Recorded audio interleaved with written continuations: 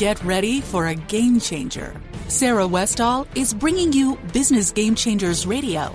Sarah will bring you leading experts, visionaries, and newsmakers who provide the best commentary on big issues and cutting-edge innovations. Now here's your host, Sarah Westall. Welcome to Business Game Changers. I'm Sarah Westall, and you're listening to Conscious Business Radio. I am going to bring on something more fun, a little bit less stressful, with all the politics going on and just the world being in a hard place. I am bringing on someone who had 50 jobs in 50 states, and he went around, found jobs, worked odd jobs, tried to find jobs that reflected the state, and that's what he did. And he got all sorts of lessons out of this. He was a college kid, couldn't find a job, and then ended up doing this and ended up learning things that he never thought he would learn, opening up his mind. His name is Daniel Seddiqui, and he's going to join the program pretty soon. And after we have that, I have Albert Abel come on to the show, and he's going to talk about 0 Point Energy. This is a show that I did a while ago, but I want to replay it because I love this episode. He explains what 0 Point Energy is, how it works, how they invented it at the University of Colorado. Well, they found it. It's always been around, right? They figured out how to do it at the University of Colorado, and they patented it there. They have an amazing physics program at the University of Colorado, and MIT has been doing work with this stuff. It's real, and he explains how it works. And they're working on doing endless batteries. And if we don't do it, the Chinese, the Russians, somebody's going to do it before us. I actually think that we already have this technology. But now we have people in the society who's working on it and developing it and bringing it to the people manufacturing it and have figured it out. I'm excited to play this interview again. But let's first do Daniel Seddiqui and his 50 states and 50 jobs. Hi, Daniel. Welcome to the program. Good morning, Sarah. Thanks for inviting me. Yeah, well, I've been covering such heavy issues lately, and I'm like, this is really interesting. I'm going to talk to him and do something that's really fun and talk to you about your adventure. You decided to take 50 jobs in 50 states. Why? What happened there? Well, I would say it was a form of desperation because after college graduation, reality hit me where I could not find a single job. I went on nearly 120 rounds of job interviews and did not get a single offer. And I felt maybe I was ill prepared and I wasn't career ready. But being invited for multiple rounds for one position shows that I at least had the skill set or the credentials that were necessary. But I just never got my break. So what was your degree in? What were you trying to do? I studied economics, but I wasn't sure what I wanted to do with it. It's kind of one of those kind of open-ended majors. You just don't know which direction. There's no clear direction is what I'm trying to say. And, I was trying to work for banks, do marketing, accounting. I really chose the major for all the wrong reasons. It was because it was just an avenue of familiarity because I already had exposure through family in the business world and entrepreneurship and investment banking. But it wasn't necessarily what I wanted to do. But, in college, you have to think strategically what's going to help you get a job and set yourself up for independence after you graduate. But, it looked like it didn't work for me. So, I was desperate for an opportunity after 3 years of looking. And then I also would attribute curiosity as well, because I've always been a curious person and wondered how things were and how life was outside of my bubble. And it was kind of the combination of desperation and curiosity that led to the idea of wanting to explore the world around me, which I knew little about, or in this case, America. I mean, my own country I didn't know much about besides my own environment. Well, I think that's the case with a lot of people, right? We're in our own little bubbles and you don't know really the country that you live in. So And I'm finding that to be more the case, throughout this political campaign, is just we're all, and as I travel, I mean, I've been to all 50 states nearly 5 times now, and people truly live in their bubble. And even when I went to Long Island and gave a presentation to a community college, asked how many people have been to New York City, and not many people raised their hand, and that was shocking to me. So they don't even travel when they live in New York. They don't go to the city. Interesting. Yeah. And I think it's a lot to have to do with the lack of curiosity and maybe independence as well, because usually you want to go out and explore with people. And if you can't find people to tag along with, or have people tag along with you, you're going to feel stuck and not end up doing anything. So, well, since people are in their bubbles, what did you find? You're in your own bubble, then you go around and you get into other people's bubbles. What were you learning? What did you see? Was there big differences in, the coasts and the middle of the country? And then was there differences in the middle of the country between the different states? I feel like we're very different. I feel like there's more differences than similarities. The environment truly shapes what you experience and your views. And that's why I really encourage students when I give presentations, really go out and explore the world outside of your own and broaden your perspective and make and develop informed views rather than, labeling people and stereotyping people. I mean, a lot of the stereotypes that I grew up to learn were debunked when I traveled. I mean, like for instance, I was working with the Amish community building furniture, and I thought that would have been the most impossible experience because I thought they were going to be very closed-minded or just kind of a closed community. But they were just as open as anybody else that I worked and lived alongside of. They just have different views on how they want to live their life. Yeah, absolutely. So, and I respect the differences that we all have, and I don't ever expect to change people. So just accept people the way they are and embrace our differences is kind of what I learned. Well, where did you grow up? I grew up in the Bay Area of California. And, okay, so it's pretty liberal out there, right, compared to the rest of the country? Yeah, I would say so, and very diverse. And diversity in my mind, it only works if you have a common goal, work together rather than, isolating yourself. But, and I feel like most of the middle of the country, probably doesn't embrace diversity because, they feel like, people that do move in, are not assimilating, so they're just creating their own communities and becoming isolated. So, I find that even in the workplace, not just in just the way of life and the culture, but even at the workplace.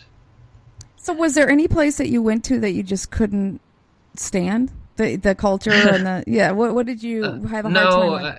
I had a hard time on each of them, to be honest with you. I was an outsider really going in, but and as I was growing confidence and becoming more adaptable, it became easier. And actually, I started to find it more fascinating. It made the travel more interesting to see that this is, the same country, and we're living differently, and we all have different things that motivate us and levels of ambition and things that get us excited to wake up in the morning. These were things that made the journey awesome. And I want to just share with your listeners some of the jobs that I did. Oh, absolutely. I got a chance to log with in Oregon. I worked on a lobster boat in Maine. I made cheese in Wisconsin. I worked on a border patrol in Arizona. I worked on in a meatpacking plant in Kansas, Boilermaker in Missouri. I worked as a high school football coach in Alabama. Coal mine in West Virginia. Those are all the labor-intensive blue-collar jobs that I worked. And then I got a chance to be a weatherman for NBC in Ohio and Cleveland. I was a dietitian or worked alongside of a dietitian in Mississippi, and did some science jobs, like marine biology in Washington, agronomy, studying soil in Iowa, and then hydrology in Colorado, studying the rivers. That's incredible. So was it easier to live now? Was it easier to get jobs after a while? Because then they realized what you were doing, and they're like, "Oh, this is really neat," and so it became easier, or what? No, it was never easy because all the industries were different, and I came in with no experience on most of them, and I mean, also I was very focused on what I wanted to experience. For instance, jobs that reflect the economy and the culture of each state. And so, I had a lot of people reaching out to me. Oh, you're doing a cool journey. Do you want to do this? But it had nothing to do with my mission.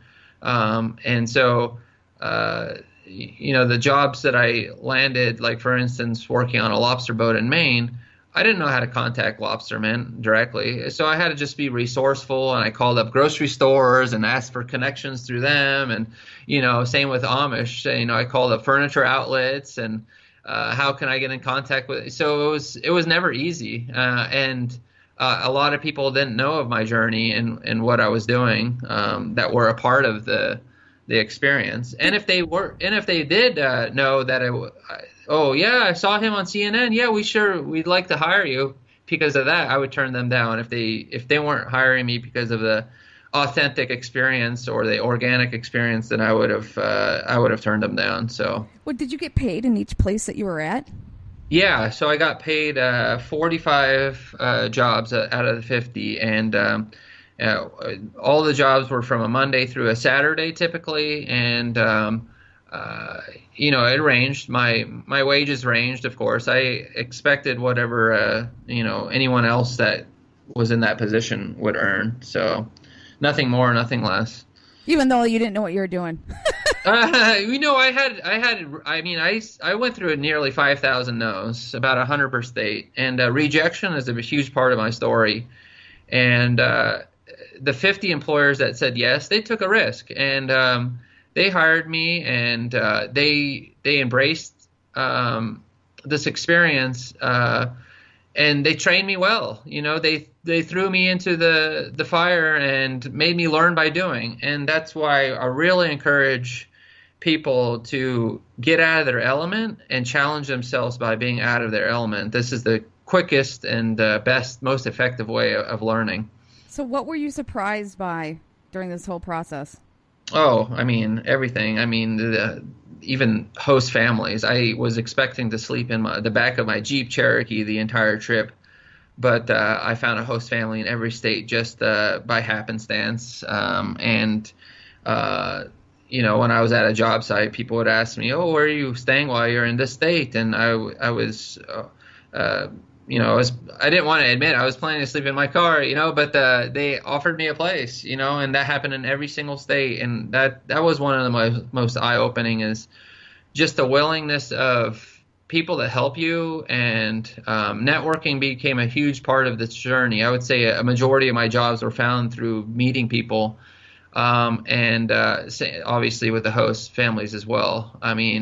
You really show that you help yourself, and then I think it's just naturally people feel that they want to jump on board to support you. And that's another thing I want to encourage students to do when they're looking for jobs, or just anybody looking for jobs, is showing that you're passionate, you have enthusiasm, and then I think that just becomes a natural element of getting opportunities from people.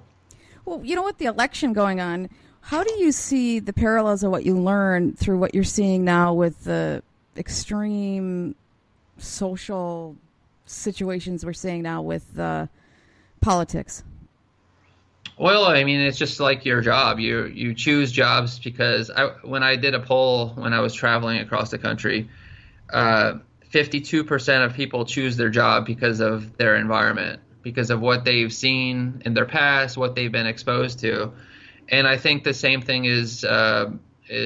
aligns with your political views, is you develop views on the people around you, and you see how different people are based on the regions that they live in. And that's why I don't really feel, in my heart that anybody has a wrong viewpoint. I just feel it's just different, and we need to understand why they feel that way. I mean, it's all justified to me because I lived in all sorts of communities, from Appalachia region to I even got a chance to live for a month on a Pine Ridge Reservation in South Dakota.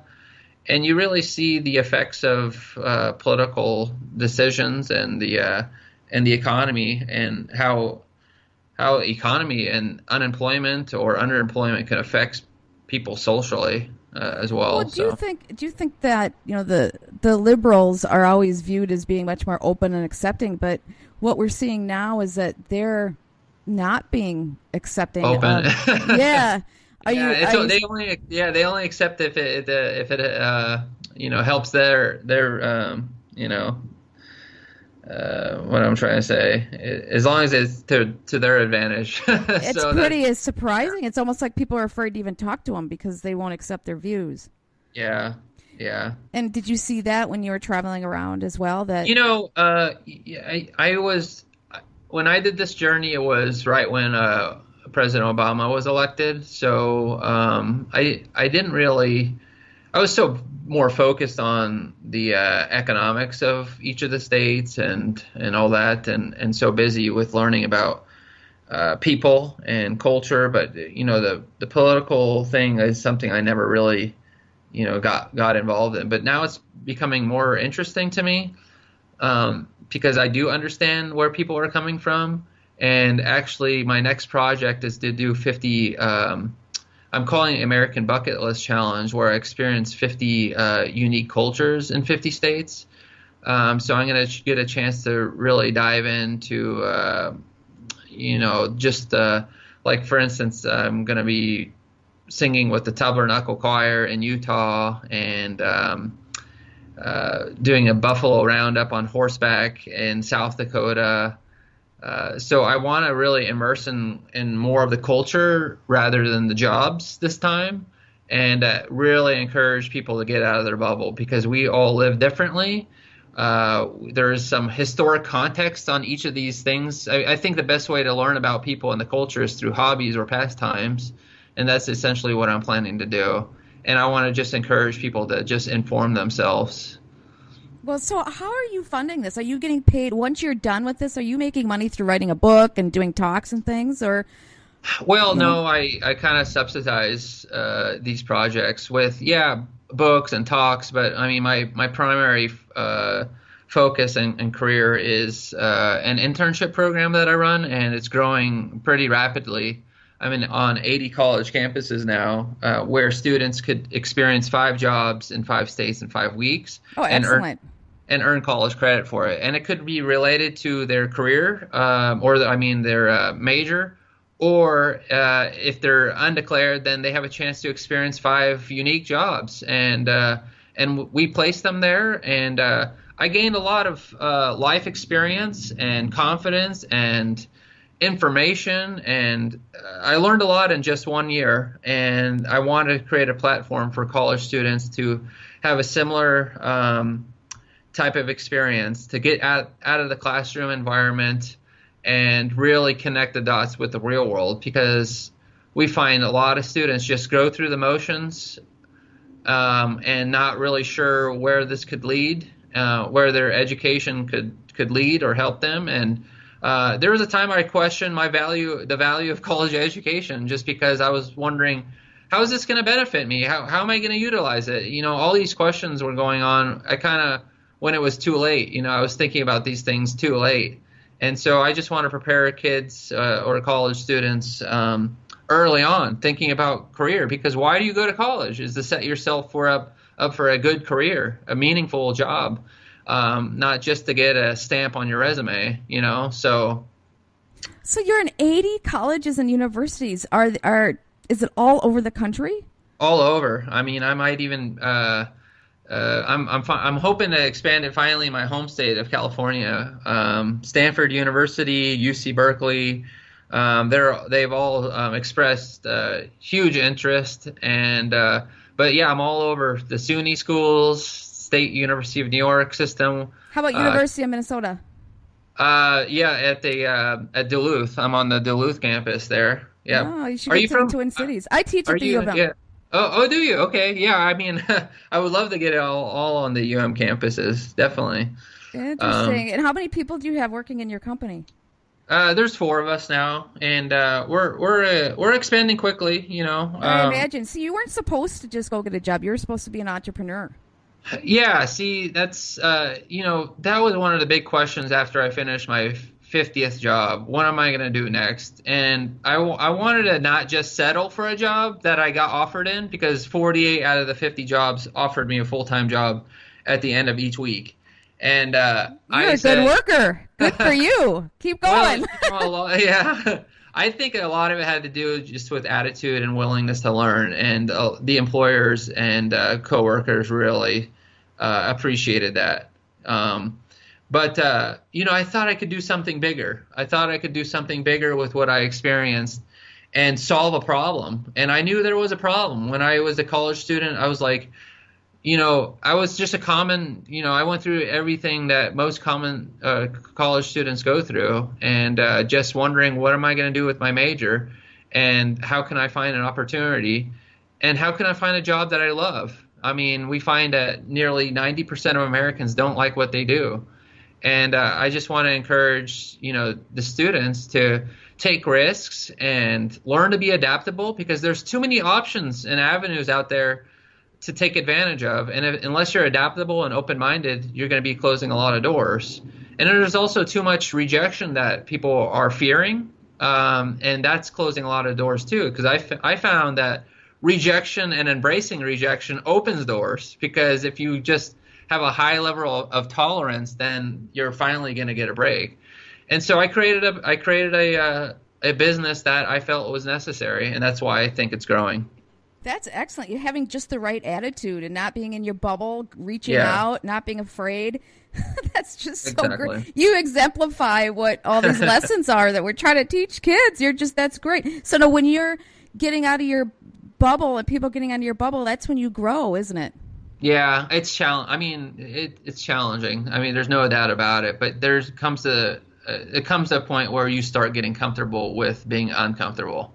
So I would say the first job was it was the first time leaving my comfort zone. It was tough because I had my parents saying, "We'll see you in 3 weeks." They totally didn't believe I was going to pull this off. They thought it was impossible. How is he going to find 50 jobs when he can't find one? How is he going to, You proved everybody wrong. Yeah. That's funny. You can't find one. How can you find 50? That's awesome. Yeah. And, how is he going to afford this financially? How is he going to handle, just being on the road on your own, loneliness, the emotions of that was very tough. But I would say once I was able to press through that threshold, I realized it was all control in my mind. Once I was able to control my emotions, things started to fall into place. So it's that fear that you need to get over. It's really not that bad as you imagine it. So. And your cultural journey that you're going to do you're going to do another 50 cultures in 50 states. Is that your plan, or is it just 50 different cultures? Okay. No, all 50 states. Yeah. So Minnesota, it's lakes. The lakes are a big part of the culture, and water skiing was invented there. So I'll probably be water skiing for the first time. I'm calling it American Bucket List Challenge, as I mentioned. And I want them I want to encourage other people to do this journey as well. So I want to make it fun also and challenging. So. Okay, so where can universities get hold of you, and where can other people get hold of you to learn about this? Because you have an amazing program for universities, and then people just want to know more about you as well.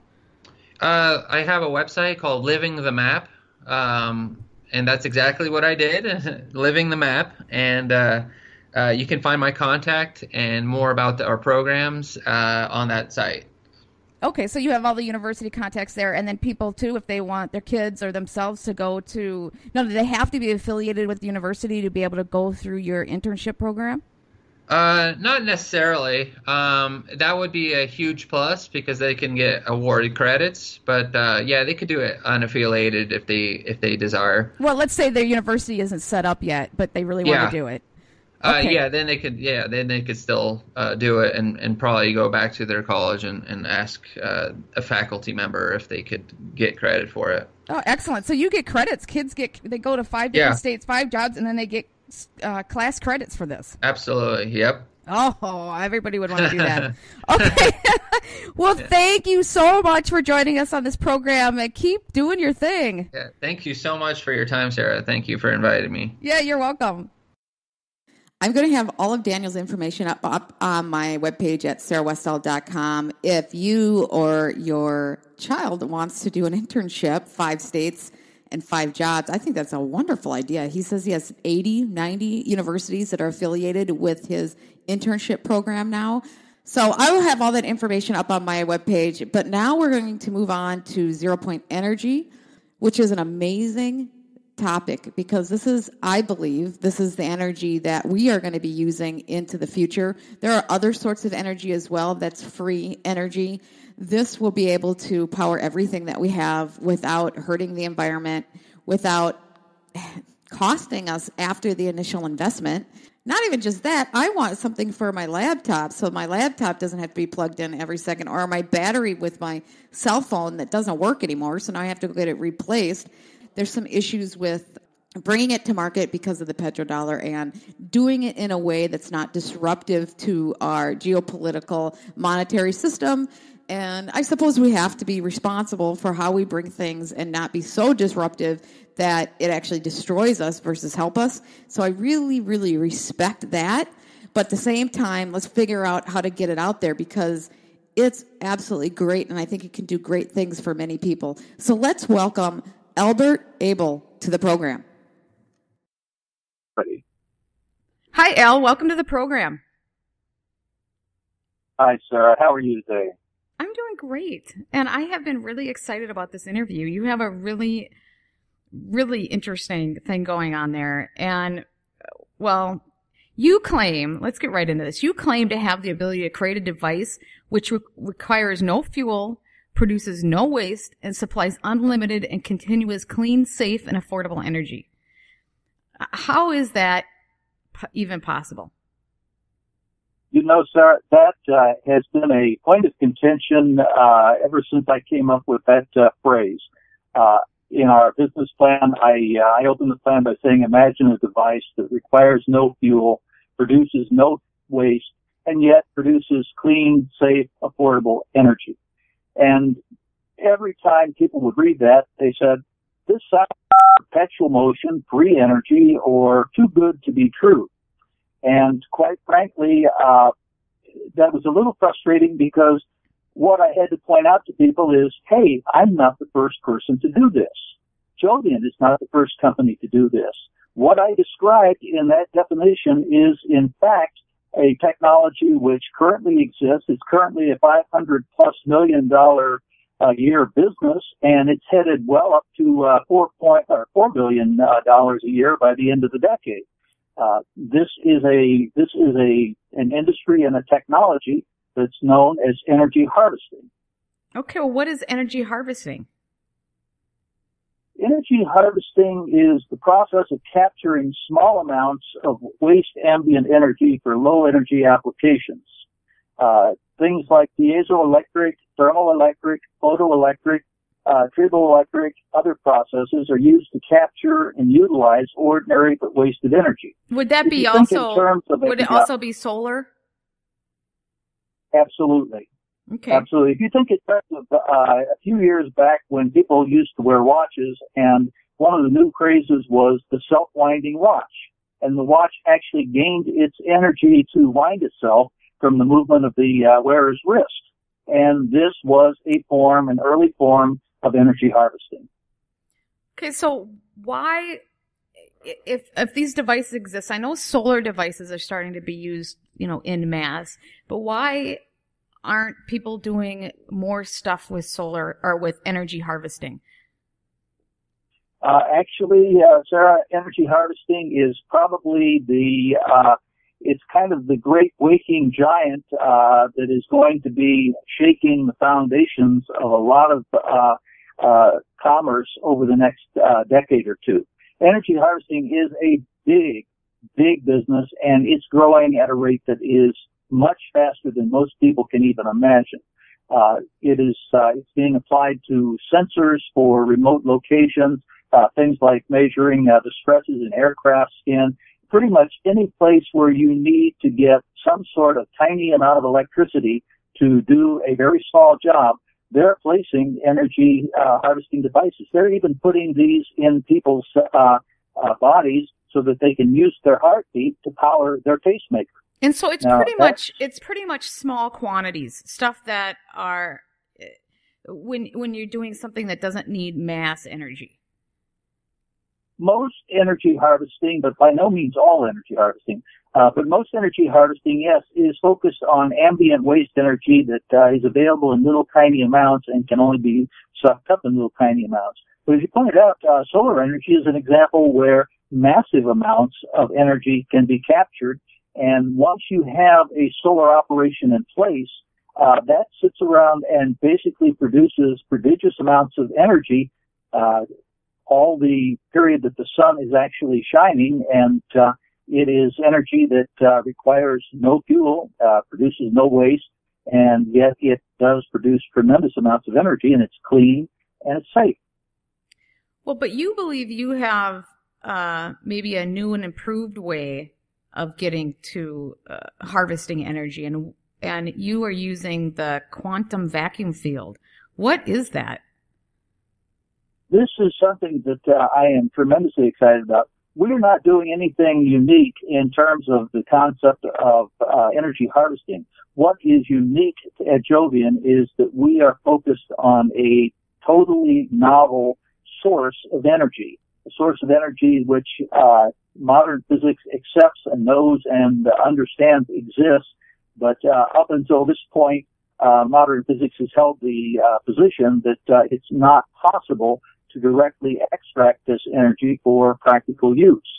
The quantum vacuum field is often referred to as the zero-point field or zero-point energy or vacuum energy, and it's the ubiquitous universal underlying background field of electromagnetic energy which exists at the lowest possible energy state that a quantum vacuum mechanical system can exist at, the so-called ground state. In other words, if you think in terms of a clock pendulum that swings until it appears to finally stop, in quantum physics, it never really stops. There is always a motion there, and this is well understood within quantum physics, but that motion is always there, and at its lowest level, this is what's known as the background field of the zero-point field. And in fact, it's called the zero-point field, but it isn't in fact truly zero point. There is always still a minute amount of energy. But it's so low that physicists would tell you that it is not possible to directly capture this energy and utilize this energy because it's already at its lowest ground state. Imagine a waterfall that has a 100-foot drop, a lot of energy. Imagine a waterfall that has a quarter-inch drop, almost no energy. Certainly nothing that would be practical to capture. So what Jovian has done, Jovian has found a unique backdoor approach whereby we, rather than extracting this energy from the quantum vacuum field directly, we believe that we are capable of extracting this energy indirectly because of a rather unique interaction between the quantum vacuum field and ordinary matter. Well, and how do you do that? You're talking to an ignoramus, so even though I have an engineering background, I feel like some of this is going over my head, so I'm sure it's going over other people's heads as well. So explain it as if I'm a 3-year-old. No, not a 3-year-old, a third grader. Let's go with third grader. I think we can do that very simply. I don't talk to ignoramuses very often, and I know that I'm not talking to one now. Well, and I think our listeners are a little more. They're smart. They're smarter than the average bear. They're not out there watching reality TV and things. They're listening to this, so they're pretty smart. So you can explain it maybe a little bit above a third grader, but maybe not too much. Okay. Well, if you think in terms of a conventional model of the atom and the electron orbiting around the nucleus of the atom, think of that electron that's orbiting as containing a level of energy, which it does. In fact, if that electron is excited to a higher energy and then is allowed to drop back down into the lower energy state, it throws off a packet of light called a photon. And this is precisely the same principle that an LED light operates on. On an LED light, the electrons are excited by the electrical voltage, and the electron jumps to a higher orbital. When it drops from that higher orbital to a lower orbital, it releases a photon or a packet or bundle of light. And that light can be captured as either visible light, can be captured by photovoltaics, that is solar cells, or it can be released as light in the infrared frequencies, which means that it can be captured as heat. Now, what we are doing is basically the same thing. When an atom is passed within a very tiny cavity called a Casimir cavity, that atom is momentarily excluded from the energy of what's known as the quantum vacuum field. And there are some very good reasons for this, but I won't go into that amount of detail. But think in terms of an automobile driving down the highway, you're listening to the radio, and you come to a tunnel. And when you go into the tunnel, the signal from the radio station outside is blocked because of the tunnel. And when that happens, what happens to your radio? You lose the station. When you lose the station, you're out of music. But when you emerge from the tunnel, suddenly you're exposed to that energy from the broadcast tower, your radio station comes back, and your music resumes. And what we are doing in the Jovian process, we are basically allowing atoms to go into a tunnel, and in that tunnel they are momentarily shielded from the energy of the quantum vacuum field at specific frequencies. And what that does is that causes the electron to lose orbital energy. And when it does, it throws off a photon. We grab that photon using simple voltaic cells, and we convert that photon to electricity. Well, how do you get it to go into? How do you get it to go into a lower state of energy to be able to grab that photon? The energy in the electron is maintained by the effect of the quantum vacuum field. Certain frequencies of the quantum vacuum field keep that electron going. If that electron were not constantly being replenished with energy from somewhere, it would lose its orbital energy because of angular acceleration or angular momentum. This is not allowed to happen. This was one of the things when the original concept of the Bohr atom came out. It was actually brought out by Rutherford. But when Bohr looked at it, one of the first things he said is the electron, because it's in a circular orbit, it's losing energy constantly and what's known as alarm or radiation. And so consequently, the concept that Rutherford came up with has to have a flaw in it somewhere, and that flaw is in that if there isn't something to keep that electron going, the electron is going to basically plunge into the heart of the atom, and matter as we know it can't exist. And this was one of the fundamental and formative discussions which eventually resulted in the whole theory of quantum mechanics and quantum physics. So you're grabbing those... I'm sorry, keep going, but you're essentially grabbing the energy that the quantum energy field is giving, or vacuum field is giving back to the electron to keep it going. Right. Basically, we're taking energy out of the electron's orbital, and by passing it through the Casimir cavity, and we are then using that to create a bundle of energy, that is the photon. And then as the atom passes out of the cavity, it's re-exposed to the quantum vacuum field, and the electron is kicked back up to its ordinary, normal Because then you put ground state. Then you put the energy that you took out back in to get it kicked up again, and then you take it out, more comes in, you take that out, and then you put the original back in, and it's just that constant process. Precisely. And the amount of energy we capture per transit of an atom through a cavity, it's very small. It's on the order of 1 to 10 electron volts. And I generally point people towards 1 electron volt because I tend to be very conservative in my thinking. But It's a very tiny amount, but when you then multiply it by a lot of cavities and a lot of gas atoms that are going through these cavities, suddenly it becomes very significant.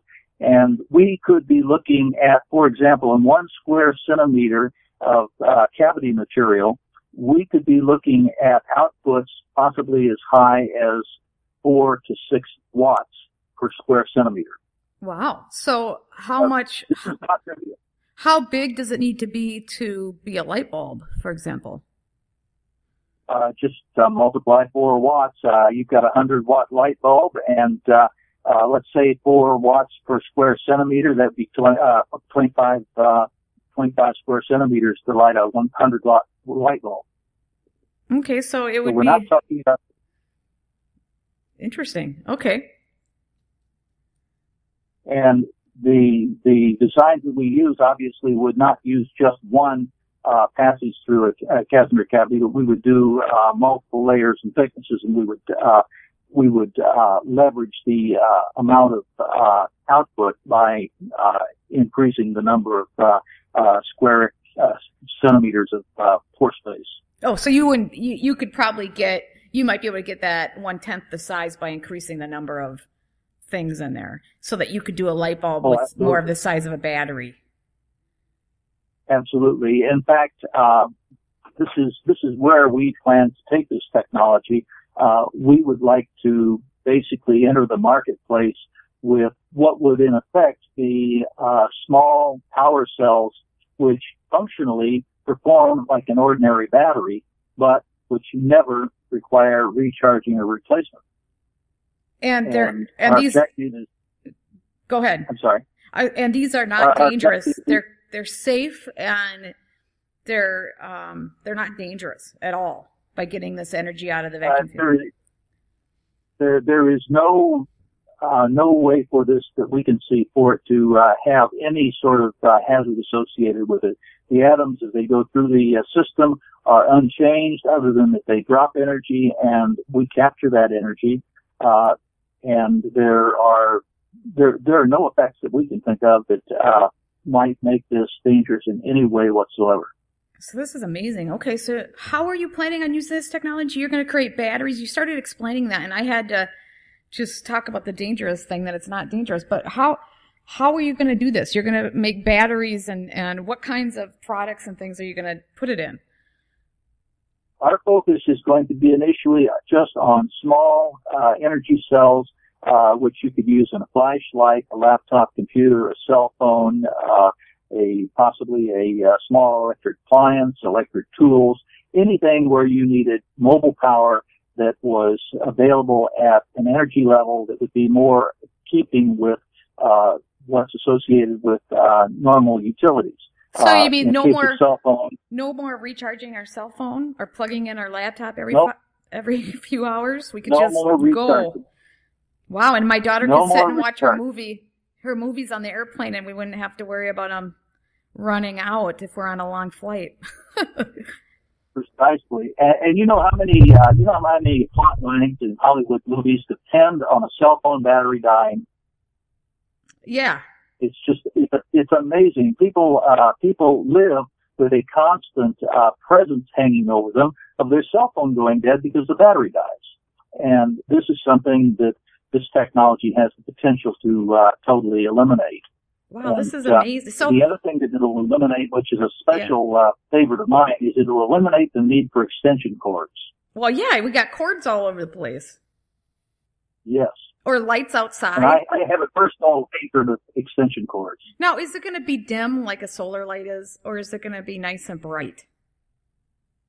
It's going to be what you want it, because the amount of energy depends directly on the amount of gas going through the cavities at any given moment. So the power cell is going to be designed to actually read the energy requirement of the load that's applied to it, and it will circulate gas through the cell at the rate necessary to provide that energy, and a small amount of energy over and above to maintain the operation of the circulating device in the cell.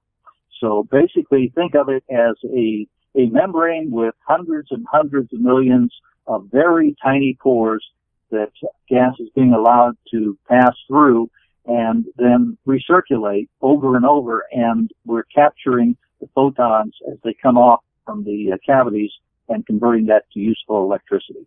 Wow. Well, is this going to be a fortune? I mean, is this something that can be made at an economic level that the average Joe on the street will end up being able to purchase?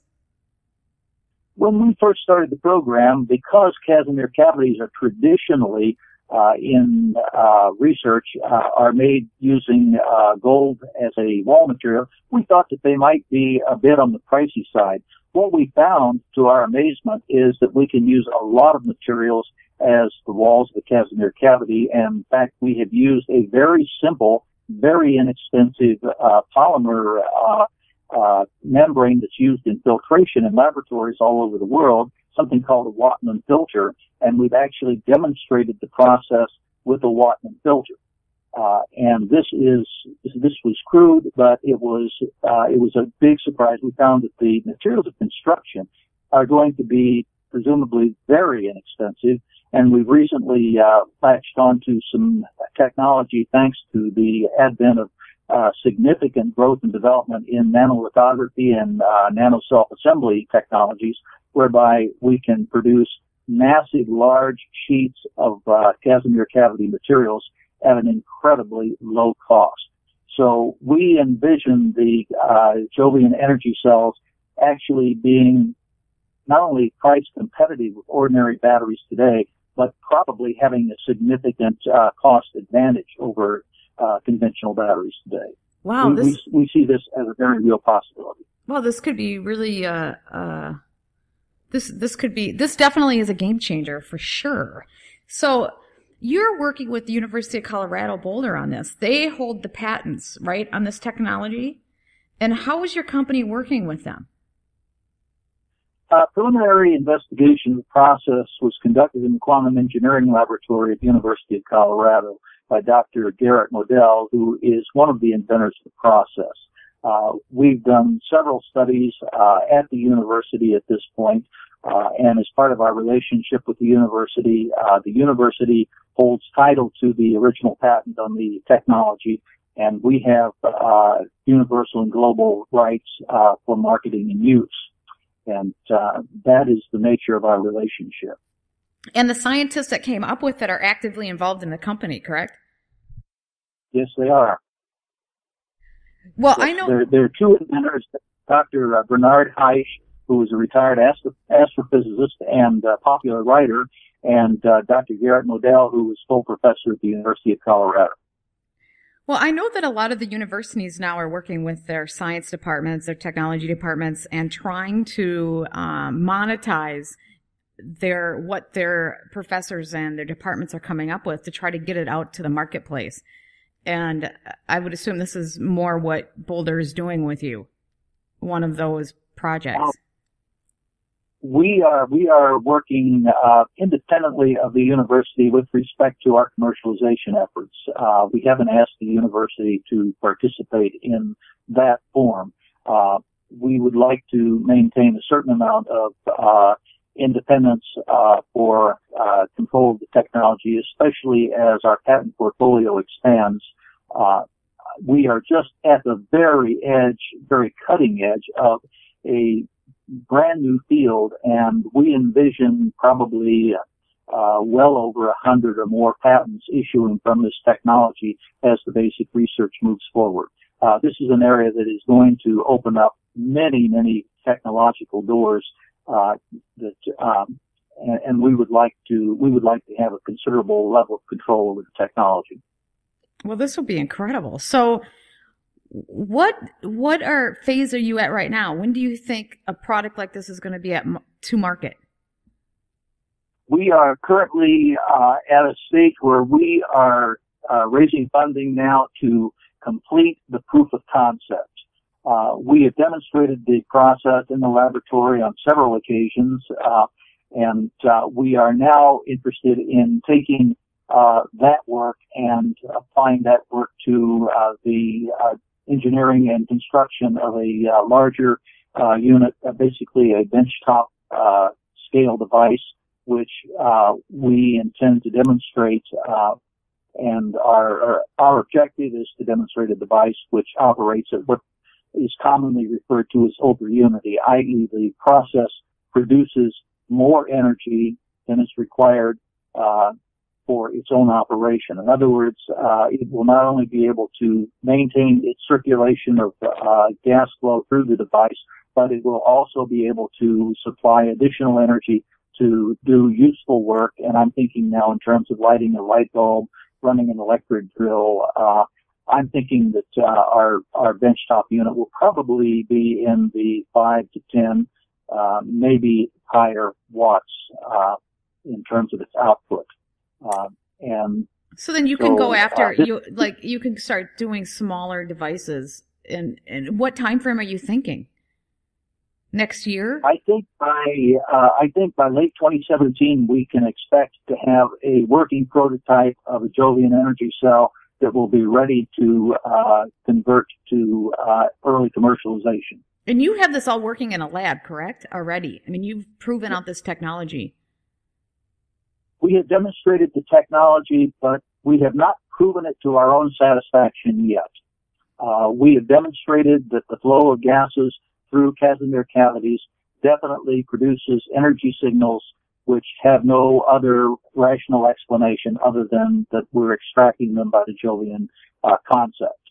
But we now need to take that to the level where we can take it to any peer-reviewed group, or we can take it to any reputable journal, and we can publish. We need material which meets the criteria of the academic community, the scientific community, the business community, and the technical community to satisfy all of their questions and all of their requirements.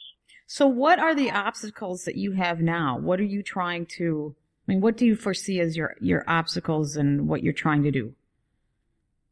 Biggest obstacle at the moment is we need to raise about $2.5 million to complete the proof of concept testing, and to then actually build and operate a unit that provides substantially more energy out than is required to operate it.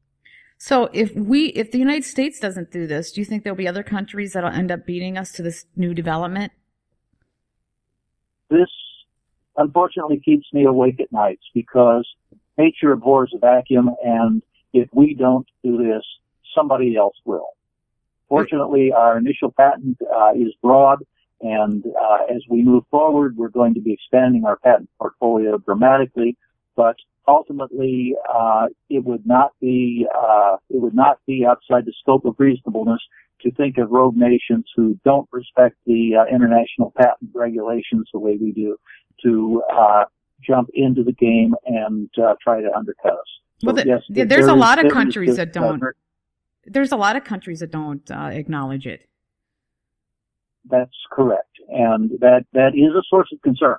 But the U.S. market, the European market, those markets who do respect global patent treaties, they represent a large enough market that we're not concerned about the financial impact of it. But I really would like to get there first. How incredible is this? Okay, so where can we see more about this and what you're doing, and first of all, how can people get involved? And if they want to invest and learn more about your stuff and what's going on, how can they go about doing that? Well, we have a website, www.jovian, JOVION.com, www.jovian.com, and I would want to say one more time, Jovian, JOVION, is the correct spelling of the company name. And this is certainly a place to learn more of the technical detail and a little bit about the management and the vision of the company. But if somebody is really interested in this, I would invite them to pick up the phone and call me personally. I'd be happy to talk to them, meet with them. I welcome email communications. I don't tweet, generally speaking, but I do an aggressive email correspondence, and I am very approachable. If somebody wants to call me and talk, I will talk to them. And I don't care if I don't care if you're, a universally recognized scientist or, a layman from the street who just happens to be interested. I'm interested in talking with you. And, you better be careful. You're going to get bombarded with phone calls. That's awesome. I'll have your phone number on my webpage and on my radio page, and I'll have that all up there for people. You can give it out now if you want. Yes, and if they want to me quickly and easily, the best thing to do is use my cell phone, which is area code 614-361-2162. Well, before we stop, I want to ask you, where do you see this technology going? Like you said, there's going to be hundreds of patents and stuff. Where do you see this technology going, and how big of a market do you think this really is? I wouldn't have a way of envisioning just the ultimate outreach of this thing. First of all, just thinking in terms of the immediate market that I'm focused on right now, which is simply drop-in replacements for ordinary batteries.